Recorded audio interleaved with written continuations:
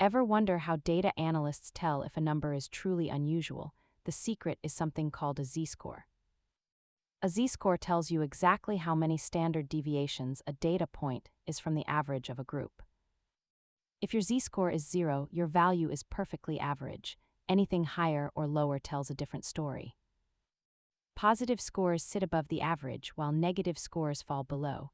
The larger the number, the more extreme the result.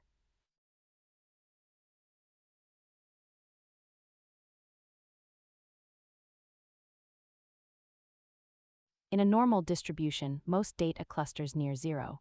Scores beyond 2 or 3 are considered rare statistical outliers. Think of it as a universal yardstick that lets you compare apples to oranges by looking at their relative standing. Understanding z-scores is a great step toward better data literacy. Subscribe for more money and math basics.